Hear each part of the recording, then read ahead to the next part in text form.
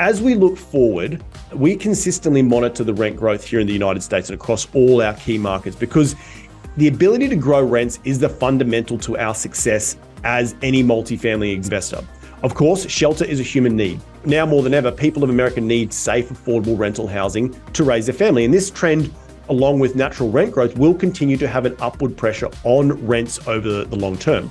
However, now in the short term, we are seeing a pullback in rents across a large part of the US, including markets we own assets in. We have seen roughly 5 to 15% drop in average market rents over the past 6 months.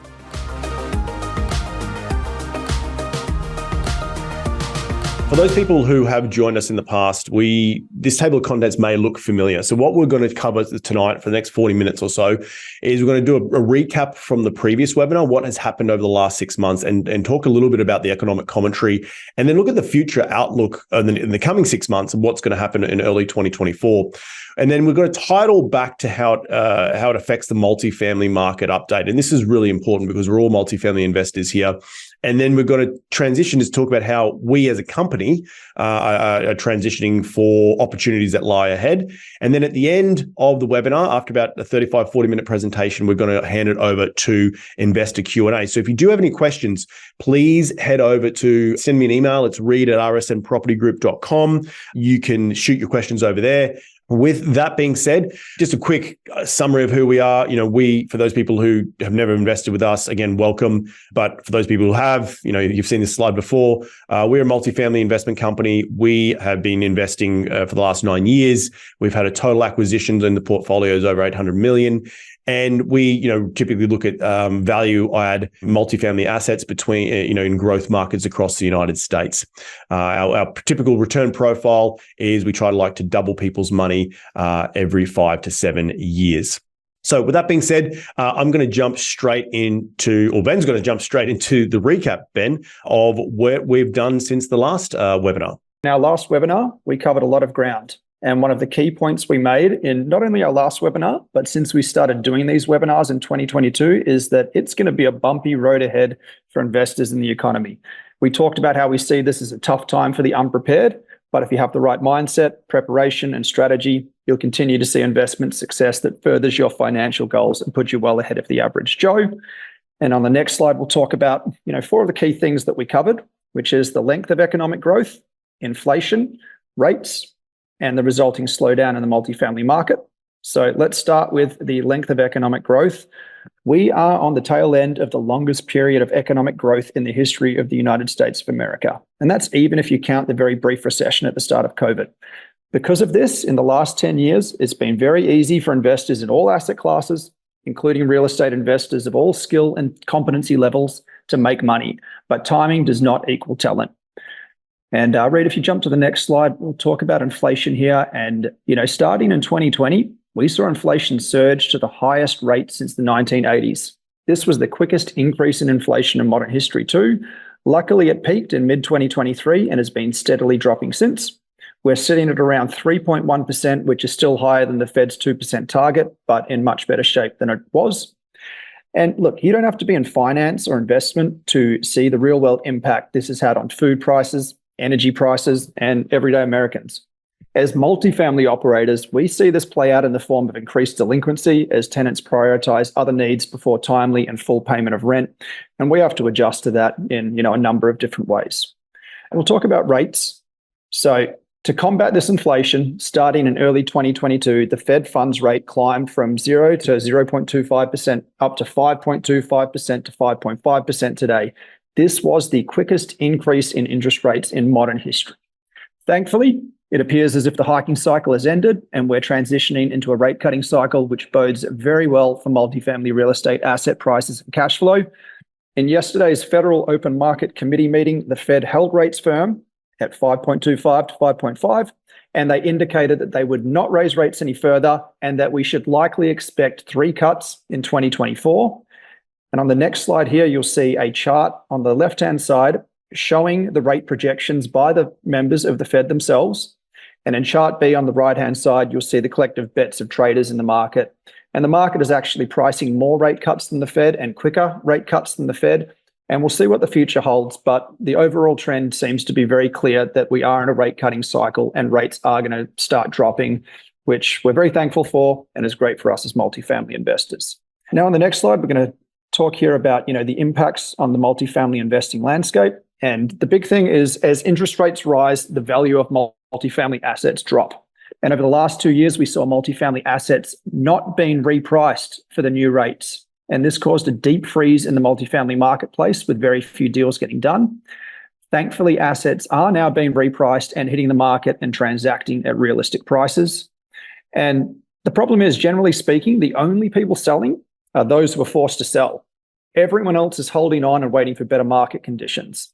And we're going to circle back to this chart later in the webinar, but for now, just focus on the huge drop in volume in the red circle here. What this means in reality is that, there's a larger number of operators fighting over a smaller number of deals.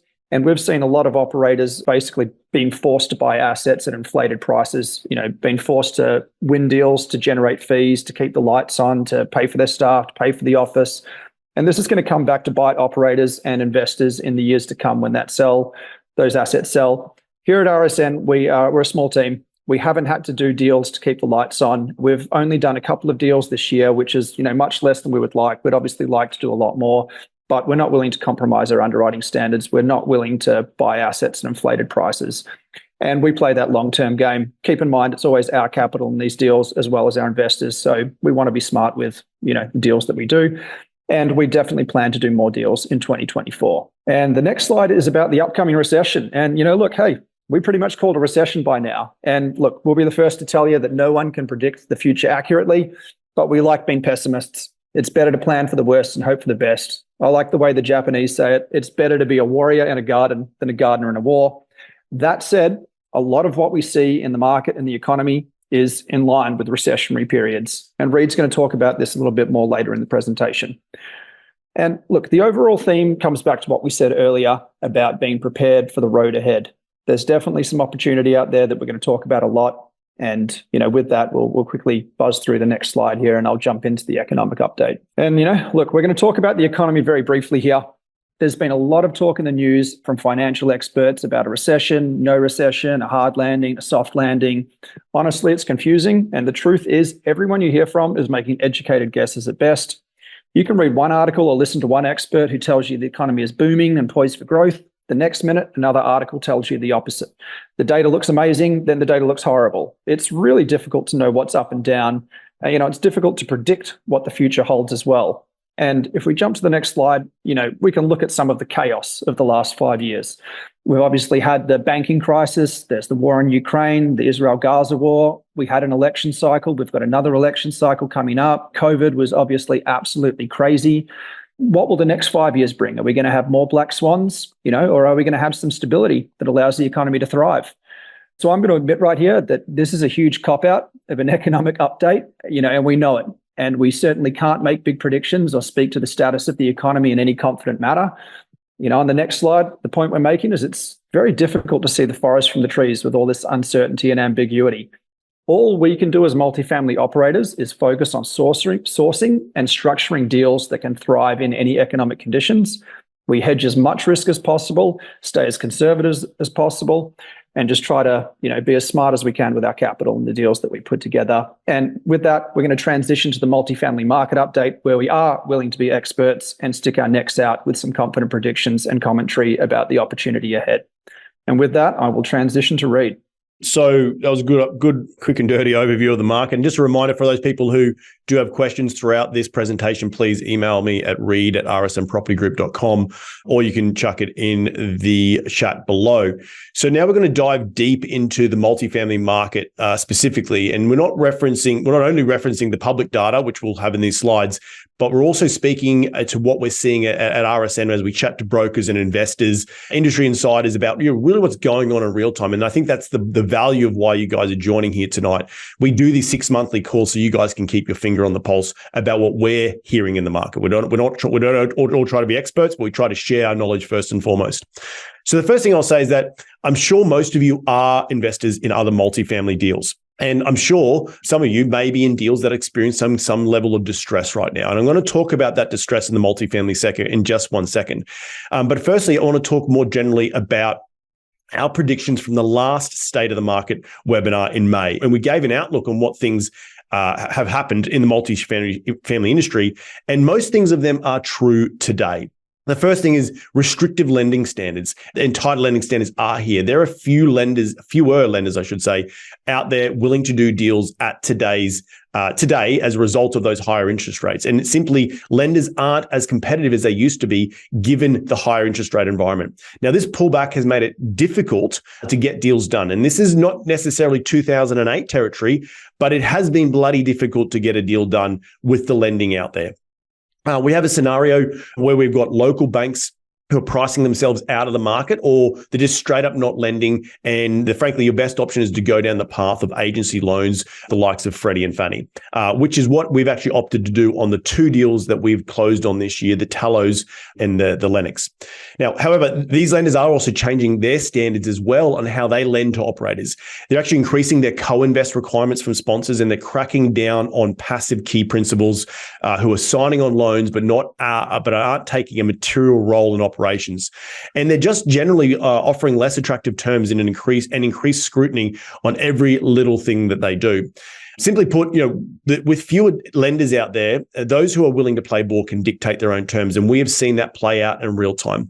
We'll share a real world example. The Tallows at Peoria, which we closed on a deal in late September. Early on, we'd signed up with Freddie. They quoted on the deal and we were ready to pull the trigger. However, at the 11th hour, Freddie wanted the GP to co-invest almost 10 times more equity than what was previously agreed to with them, which was just simply not practical on such a short notice. And this didn't impact the overall deal because we got the deal done and we were able to pivot quickly to an alternative financing solution with Fannie. But it's an example of lenders really starting to dictate terms in a manner maybe historically out of industry norms. And this is just one of the examples we're seeing in real time.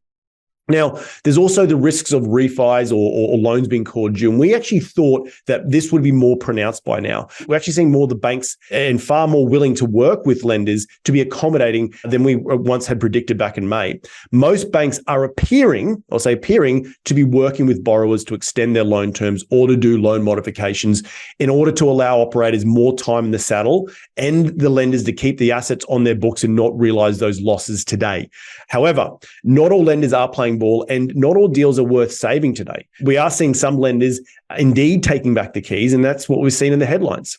Now, deals are struggling because of the higher interest rates, and a lot of operators with floating rate debt are facing distress as their debt service starts to exceed the income on their assets, and they start to lose money each and every month.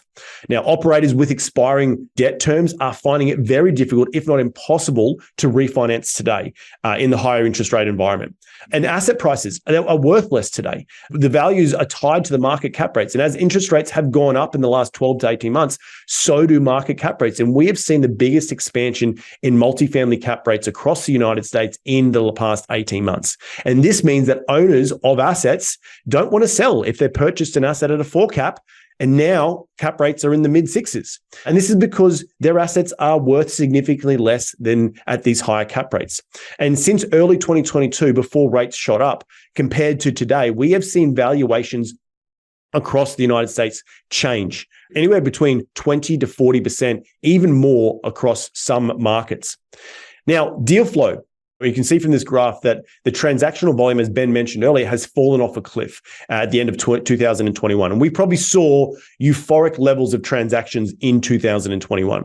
You can also see that valuations have dropped significantly. This blue line is showing the dip. It's really affecting the multifamily sector right now. I previously spoke about the multifamily deals with expiring rate caps, expiring debt, I should say. And these are the ticking time bombs and are the main reasons we are seeing any deals transact today. Operators who are being forced to sell into a buyer's markets are being priced at 20, 30, 40% lower than what their purchase price was maybe 2, 3, 4, 5 years ago. Some deals we are even seeing being valued lower than the cost of the debt on the property. And given where market cap rates are, that is a major issue. Many investors we're starting to see some of them lose large chunks of their initial equity or even be, unfortunately wiped out completely. Now, looking forward, there are a large number of expiring multifamily loans coming due within the next 5 years. And we believe this to be the main cause of distress in the multifamily sector over the next 24 months. Short-term loans are coming due, will force owners to make a decision. If they need to sell at today's reduced valuations and take a loss, or try and refinance into a high interest rate loan, which may require a capital call. As you can see from this graph, the majority of the expirations will be the short-term debt, with that 0 to 3 years in the dark blue column. Now, depending on where you stand in this wave of expirations, we are seeing more operators being forced to do capital calls to prolong their time in the saddle and ride out this slowdown. And this is obviously impacting, huge issue for the multifamily industry, and particularly many headlines of syndicating groups starting to show big issues and signs of distress in their portfolios. And we think there will be even more distress to come in the next 6 to 12 months for existing multifamily owners who are being forced to sell today. However, on the other side, who operators with good to medium long-term debt on their assets, they're logically choosing not to sell right now, opting to ride out the market as interest rates decline and asset prices hopefully rebound. Now, this might all sound like doom and gloom, right? But we actually think it's a fantastic time to be buying deals, in the coming 3 to 12 months. And you can see from this graph that multifamily cap rates across the US have actually risen, right? This is we saw the trough, and then it's also expecting to continue to expand. Now, no one actually knows when cap rates will peak. However, if you look at a graph from the Phoenix market, which we're active in, it shows that 3-star assets are trading at 4.5 cap rates today. However, we are already picking up cap rates deals with cap rates closer to 6% cap rates. The 2 deals we purchased here in 2023 were between 5.75 and 6%, which is about 100 to 120 basis points higher than what the data is showing. And why do I mention this? Well, I bring this up to point out, to try and emphasize our ongoing commitment, here at RSN, to consistently try and scan our markets for promising opportunities, and subsequently, we want to buy them and present them to you guys as investors.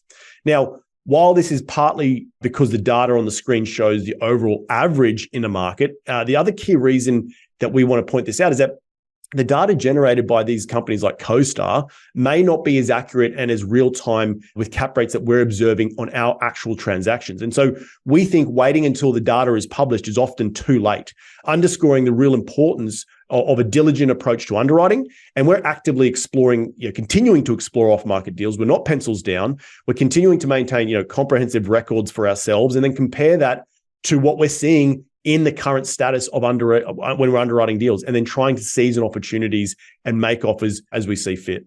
Now let's shift and talk about rents. As we look forward, we consistently monitor the rent growth here in the United States and across all our key markets, because the ability to grow rents is the fundamental to our success as any multifamily investor.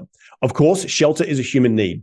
Now more than ever, people of America need safe, affordable rental housing to raise their family. And this trend this trend, along with natural rent growth, will continue to have an upward pressure on rents over the long term. However, now in the short term, we are seeing a pullback in rents across a large part of the US, including markets we own assets in. We have seen roughly 5 to 15% drop in average market rents over the past 6 months. However, while nationally rents have been largely stable in the graph, in key markets like Phoenix, we saw average rent growth in the pre-pandemic between 2 and 3%. We saw massive spike post-pandemic of upwards of 20% in some markets, as you can see from this slide, way back in late 2021 and early 2022. And look, not everything can handle and be at that level for that long. And so we are now experiencing a very normal and healthy correction. Going forward, as this graph is sort of indicating for the forecast, we're going to see rents normalize over the next 4 to 5 years in a 3 to 4% rent growth. And practically speaking, we're seeing today studio rents across most of our active markets, and we're talking about secondary markets, B and C assets. We're seeing studio rents range between $900 to $1,100. We're seeing 1-bedroom rents between $1,100 to $1,400. We're seeing 2-bedroom rents between $1,400 and $1,600. But these base rents were actually 10 to 15% higher about 6 months ago. And the reason we believe this reduction is multifaceted in our opinion. And the first reason is obviously inflation, right? And it's taking its toll. The average American, we saw these massive increases post-pandemic of 20%. And the average American on average wage just can't afford to continue to pay higher rents, particularly in Class B and C spaces, particularly when wages aren't going up. And then there was always going to be a ceiling that we hit. And was just a matter of time. And we actually believe we hit that ceiling earlier this year at the end of summer. Moving forward, we will see rents settle out, but over the long term, we do still believe, like the forecast shows, that rents will continue to increase, but at a more stabilized rate. The second thing we think is impacting rents right now is household formations. Now, we saw in COVID a decreasing household formations as more liquidity was in the market, as in renters' pockets, meant that more people could afford to live on their own and move out of their parents' place. Today, we feel that this is actually reversing in real time in our active markets. And part of the reason, again, I say part of the reason, we are seeing rents decline with increased vacancy and an uptick in delinquency. Now, the last thing I'll mention is a big impact across a lot of markets is new deliveries. Across a lot of the markets we invest in, we have seen a large number of new deliveries, and this is having an impact on rental rate demand across all asset classes, A, B, and C. Now, on the flip side, we're seeing new delivery starts slow down in a high interest rate environment. So as these new deliveries come and be absorbed over the next 2 to 3 years, we do believe we're going to come into a bit of a lull in new construction in some of our key markets. And in 2 or 3 years' time, we believe it'll be good to be owning existing assets when demand starts to outstrip supply.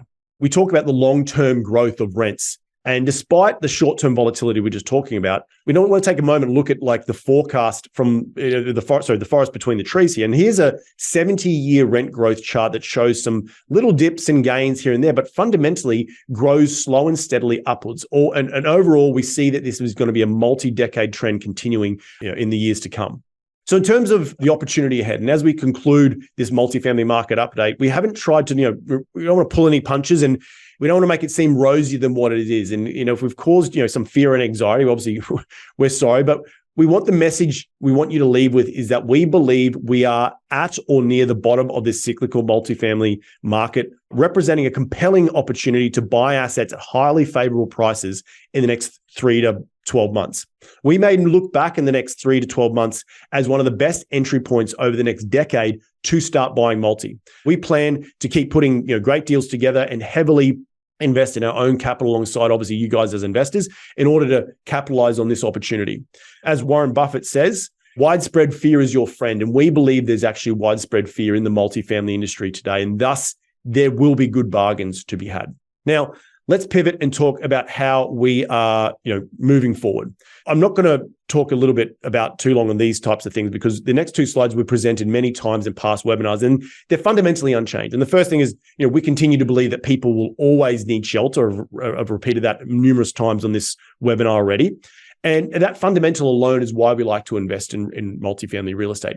Secondly, there continues to be a shortage of affordable housing in America, combined with higher interest rates and wages not keeping up with inflation. We're seeing less people buy homes and forcing more people to rent. And this is just economics 101 of supply versus demand. Overall, our thesis remains unchanged. You might have seen again this slide before in our previous webinars, and we will continue to invest in value-add multifamily Class B assets with predictable cash flow, catering for the workforce housing for people who earn between $40,000 and $80,000 a year. Now, you might be asking, well, how are we adjusting moving forward? And how are we looking for new deals in today's changing economic environment? So during the last 12 to 24 months of interest rate volatility and asset repricing and asset, price stabilization, we were open to looking at lower cash flowing opportunities and focusing more on equity growth. Now that the market has started to shift and stabilize, we are focusing on both cash flow and equity multiples.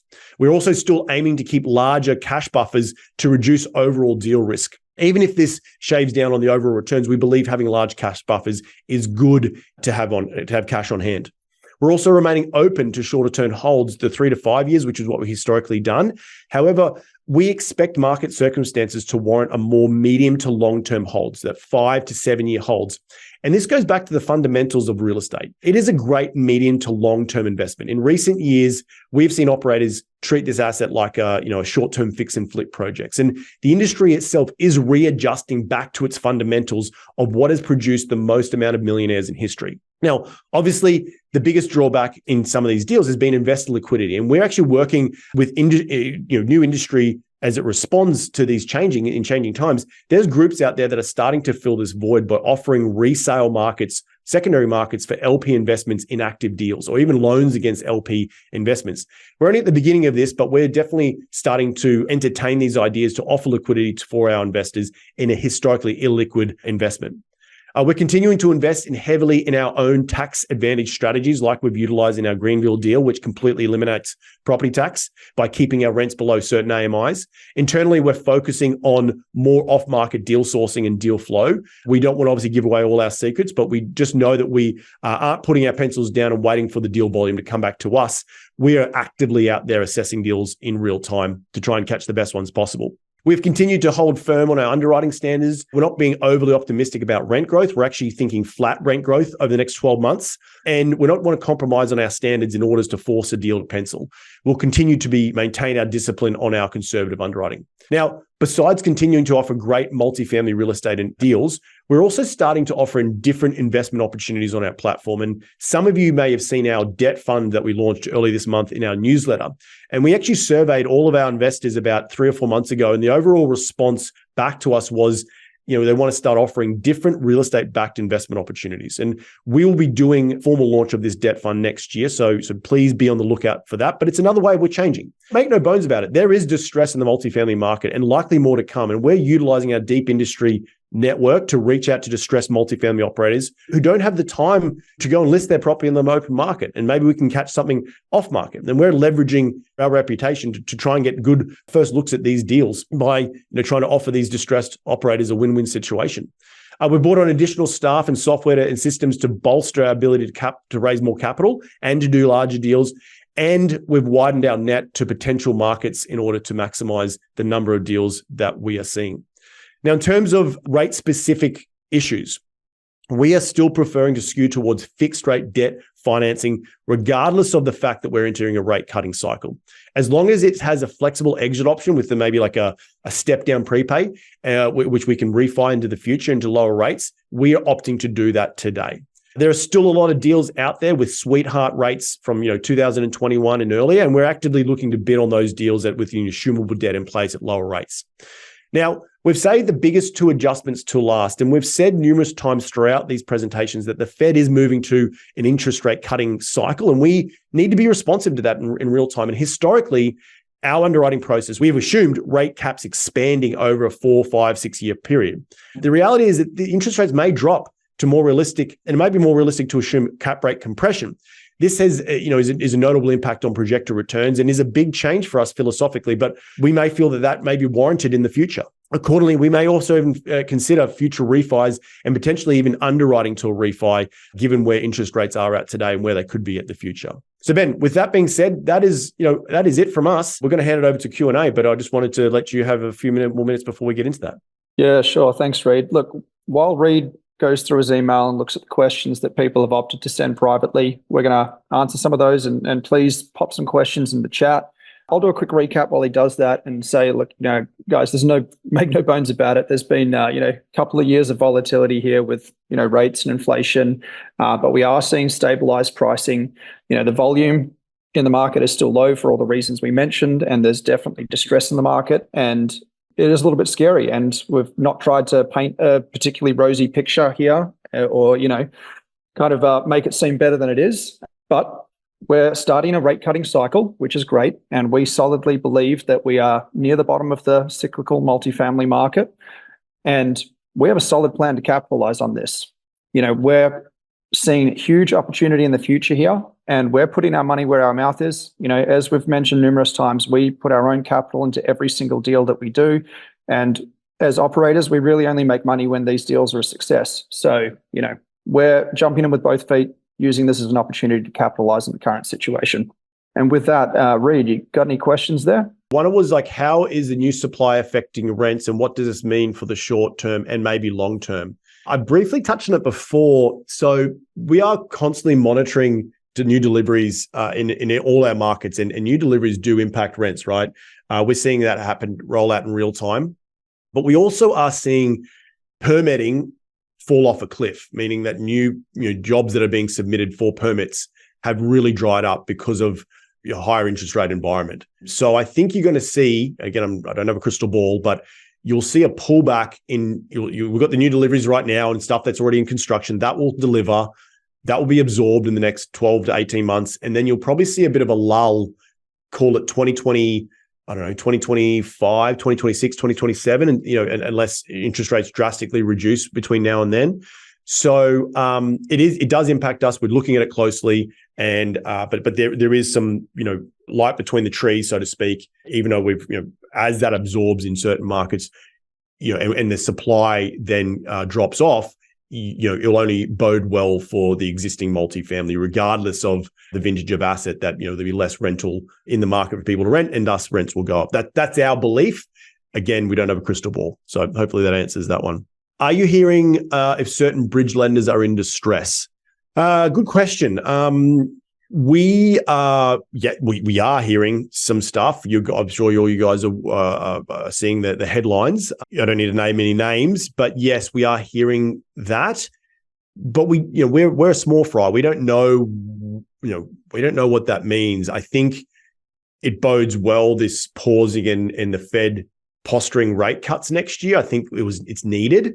But I don't know the balance sheets of everyone's, all these bridge lenders and how they're doing or not. So you've seen some deals starting to get take back in those headlines. But as I mentioned earlier, we're seeing a lot more workouts happening today, because it may not necessarily be that it's a bad real estate deal in the sense of operations or not necessarily operations, but like moving, increasing rents and getting better efficiency on the side. A majority of the deals that are in distress are bad cap stack issues. Not buying a rate cap, too highly leveraged, all that sort of stuff. And so some people are being forced to take it back. So I guess the real thing from that question is, like, I don't know who's enemy number one, and if they're going to it's going to be that wildfire contagion that if one of the banks falls or one of the lenders falls, and all of the rest fall. But it's definitely something we're watching closely. We are hearing that the lenders that are coming to, not necessarily us, but we're hearing from brokers on deals that are in distress. A lot of lenders want to get their money out at the debt numbers, but we are penciling those deals at lower than their debt numbers, and they're saying to us, we're not doing short sales. So if it's not worth, 20, if the loan's $20 million and it ain't worth $20 million, then I don't know how I'm going to pay $20 million for it. So that's what we're hearing. That's what they're posturing, some of these lenders. So I don't know if it's a time will tell, so to speak, as if they'll start to stake discounts on the original note. With the Fed pointing to interest rate cuts, does that help? I'm not sure if it helps drastically. The Fed will have to cut pretty drastically in order to, for those lenders to keep that type of sentiment going. So hopefully you answered that question there. One challenge I see in buying properties this year is cash flow distressed deals that are way often the revenue is down because the property occupancy is up, blah, blah. The factors kill cash flow, so we can buy them for sure, but look for more equity plays. So what types of deals will be cash flow positive this year or next? That's from Chris. Chris, I know you personally, mate. Look, it's tough, right? Like, you're trying to buy, we're hearing from a lot of, obviously, you guys as investors and institutional investors wanting positive arbitrage on deals. We bought 2 deals this year, and they both had positive arbitrage, meaning the going in cap rate is higher than the interest rate we got on the deal. And that means it can cash flow from day one. You rewind 12, 18, 24 months ago, people were buying deals at negative arbitrage where the cap rate was going cap rate was less than the interest rate, and you're relying on rent growth to pop you through, and so thus you start with negative cash flow. The question Chris, I think, is asking is, like, you've got interest rates in the 5, 6, 7, 8%. It's not 5, 6. You've got interest rate in 6, 7, 8%, but cap rates are still in the low 5s. Yeah, it's tough, right? It's tough to try and be like, well, what's the path here to get to cash flow? Do you have to see more expansion in cap rates for that to really occur? Which expansion in cap rates means a reduction in asset values. Only time will tell. So the deals that we are looking at and are buying are having positive arbitrage from day one, and that's the only way we can raise money from investors. I hope that makes sense. I'll add to that one quickly as well. The other factor is a lot of these distressed deals, there are operators who may be doing the greatest job on them. So yeah, revenue's down and occupancy is up, but as solid operators with a lot of experience and a solid track record, we're going to be able to push that revenue up and fix those occupancy issues, bring a little rigor to the way that these things are managed, and ultimately get that NOI up. And a lot of the time, we'll obviously pencil it out, but we can get these deals to cash flow a lot of the time. I've got a question here about, looks like the debt fund. I think, so it's about your debt fund. And it said, yes, it's a totally separate business. We're raising money for like short fix and flip deals on like sub $500,000 type of loans. It's so that it's a completely different business. I don't want to sidetrack this conversation, Grant, with that. And we're paying out an 8% compounded interest rate to investors sitting in first position. It's just it's real estate backed. It's slightly different taste and feel to the multi side. And it also allows us to offer investors an option to invest. It's an evergreen investment type of thing. You can enter the fund whenever you want. So unlike multifamily, where we only did 2 deals this year. So, we can't sit around and twiddle our thumbs for the rest of the year. So hopefully that answers that question. Are the lenders going to do loan workouts or foreclosures when the property is no longer pencil, when owners needed to refi? Yeah, look, what I'm hearing, and I don't know if this is true, is that they'd rather kick the can and say, okay, we're going to do a loan mod, which means we're not going to put you into, say your DSCR ratios are less than what the loan agreement has. In that instance, if your DCR ratios are, say, less than 1, which means the NOI doesn't meet the debt, they could you'd be in technical default, right? I'm hearing those lenders going to those people or vice versa and saying, hey, this is where we see the asset going in the next 12, 18 months. Give us more time. Please allow an extension of a year. I'm seeing that happen before I'm seeing the asset reprice and saying, okay, we're going to take it back. Here are the keys. And I think a lot more people are doing the former one, Dave, because if you start hearing words on the street that say, a big bridge debt fund is starting to reprice all their assets, they're having to realize those losses today. So they're also not incentivized to realize their losses. If they can work with you and think that there's a good operator behind there and you can get it to some sort of, to save them at least, maybe you don't save your equity, but maybe you save at least them, then they're going to try and at least work with you, right? And I think that's what we're seeing different from maybe 2008. Shecky, I hope you're doing well, my friend. Good to see you on these. How does the rate cap pricing on existing deals look after the FMO yesterday? I think, I think it will have an impact. I saw the Treasury's down even more today, sub 4%, which only 6 weeks ago it was at 5%. So that's going to have an even bigger impact. It will impact. I don't know if rate caps have repriced. I'm sure they've repriced in real time. I'm not a rate cap expert, but you can go on to chatham.com or whatever, and you can do a calculation in real time. You can do it again tomorrow. You can do it again in a week and see if it's adjusting. It will have an impact, Checky. I don't know the exact, is it 10% today or is it 20%? I don't know that. Yes. You mentioned that good operators are able to increase occupancy. What problems lead to low occupancy? So, yeah, look, we've seen, back to that comment on the back to a couple of things I mentioned earlier. One is the household formations, right? I think that is we're seeing that happen more than what has been led on in the news, and that's because we're seeing people applying more for 2 bedrooms now with a roommate. On our small sample size of our properties, but we're seeing that be more prevalent today than, say, back in COVID or post-COVID. We saw a lot more people wanting the studios and the 1 bedrooms because they can move out. They don't have to rent with a roommate.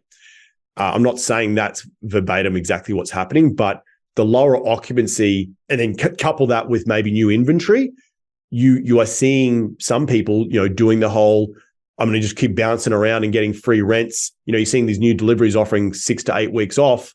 Well, now the existing, Class C places have got to offer 4 to 5 weeks off. So I'm saying a couple of things there, Chris, but occupancy is being driven by household reformation or reformation and a combination of new deliveries to the market. I can add to that a little bit as well. Reed's obviously speaking about, market forces. What's important to realize is This is a hands-on business when you're actually on the ground. So you've got a property manager who it's their job to attract potential tenants, speak to them competently on the phone, have a good marketing program, actively monitor the rents that should be, going out for these deals, setting good concessions.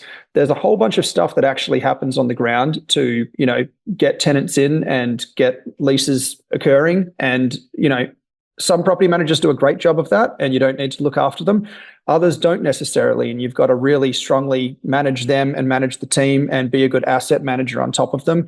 And it really becomes, just a management and coordination effort to make sure that you're maintaining that ultimate control and responsibility for the success of the deal. And I don't want to besmirch the competition too much, but, we often see deals where that just isn't quite happening and occupancy is taking a huge hit.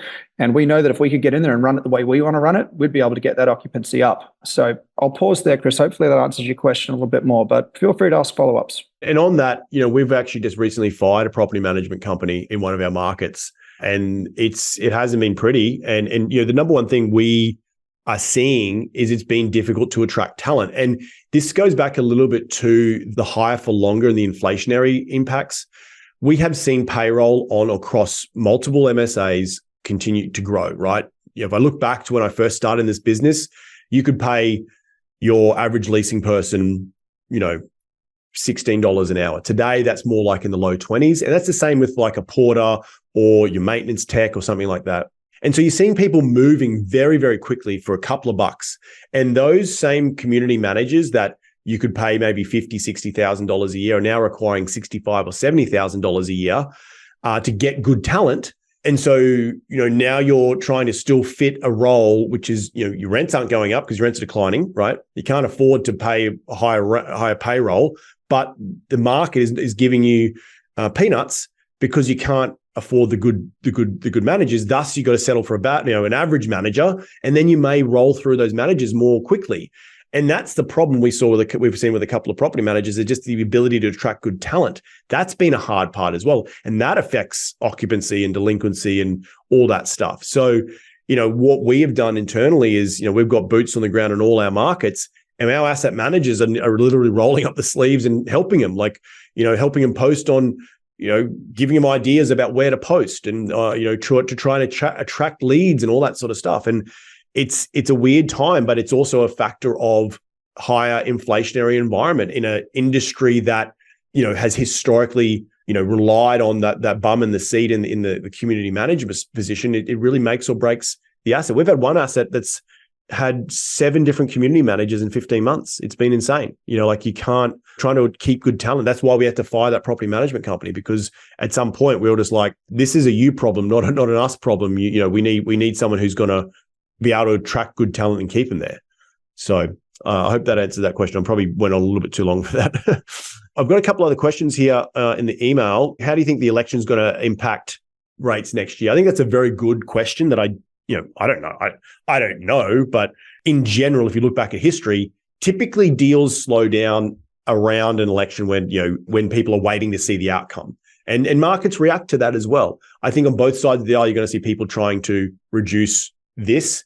And probably the Fed doesn't want to be seen cutting rates to favor one side or the other leading up to an election. So, but it will have an impact. I don't know if the exact impact, but trust me, the US elections, as a non-US person who's come to this country, it definitely will impact interest rates, and that for good or worse. I don't know what that's going to be. And that's, another not necessarily black swan event, but that's another thing that's an outside factor forcing the market to shift one way or the other. Are you seeing an uptick in fraudulent tenant rental applications? Funny you mentioned that. I actually got someone emailing me the other day. They emailed me a link to BizNow, and they were talking about how these groups in Atlanta were like doing these really fraudulent rental applications. We have seen an uptick in delinquency for sure, but I don't think we've seen an uptick and I'll have to talk to my asset managers in fraudulent stuff. Now, actually, as I say that out loud, we have implemented on some of our assets in Greenville in the Carolinas what's called, I think it's called Snapped, SNAAPPT. And it's a scanner that scans applications for fraudulent applications. And I believe it's picking up on stuff. We're starting to roll that out across our portfolio. But I have heard of these groups, really going quite deep into making documents very realistic and getting tenants into these units that aren't the tenants. Like they're completely making up the names. It's for identity theft, and you're trying to kick out Joe Blow, but it's not actually Joe Blow in there. It's Cameron Smith, and so it has been a bit of an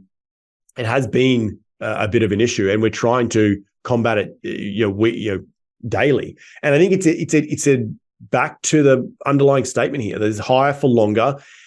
The Fed is saying we're not in a recession, but we're seeing things in real time like increase in fraudulent, tenants, in people being delinquent.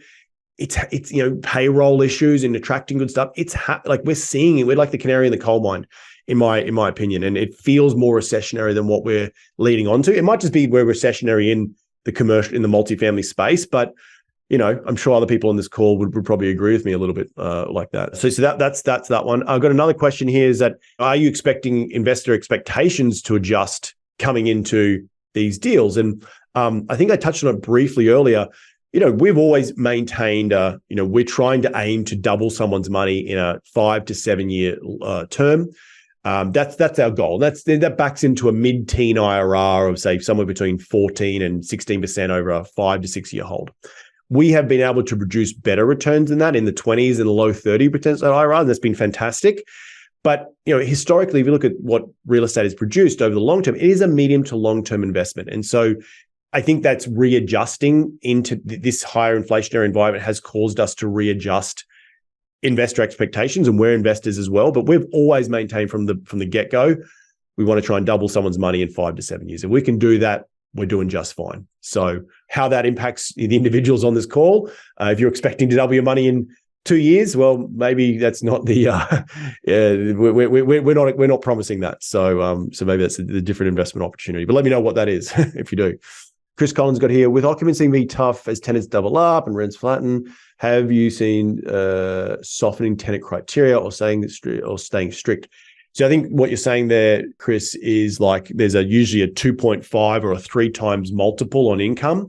We have seen some tenants move in and do that thing of like you get the free month and then they don't pay and then you got to get them out. So they essentially have 8 weeks free of renting because it takes you a month to kick them out. They might have passed the 3 times multiple. Now back to the fraudulent thing. I don't know if they've forged pay stubs or whatever. But we have seen a little bit of that, jumping around and getting the free month rent and all that sort of stuff. In general, we're sticking to our 3 times multiple of income. We want to be attracting better tenants, but it is in a softening rental market. We have more deliveries in our markets, and we have to compete with that. So thus, you're dropping rents, you're offering concessions, and coming into the new year, we're hoping to see that reverse. Thank you, Chris, for everything there. So look, we're coming to the top of the hour here, Ben. I think that's really it on the chat and in my emails. So I really, really appreciate everyone jumping on and hearing our latest update. We try and do these, once every 6 months. We don't pretend to be economists. We're just trying to share with you some insider stuff that we're seeing and share the knowledge, right? We all want to be better investors together, and we encourage feedback, right? If you guys have any feedback for us on about these calls, you want us to touch on other things, let us know. We spend a lot of time prepping for these. We're just really, really grateful that you've all shown up today. We're grateful for the investors who invest alongside of us and allow us to be stewards of your capital. We continue to want to look for great deals out there, but it has been tough hunting. We've only done 2 deals this year. We would have liked to have done more. Hopefully that's going to change in the new year. And, please be on the lookout for new deals and different verticals within our business. And we hope you all have an incredible holiday season. If you're getting away, spending it with friends and family, I know Ben's already in Australia, spending some good old time down there. And I just wish you all the best, and we'll see you in the new year. Ben, any last words before we close it out? No, you've said it all really well. Thanks so much, guys. Happy holidays, everyone. Speak to you in the new year. Thanks so much.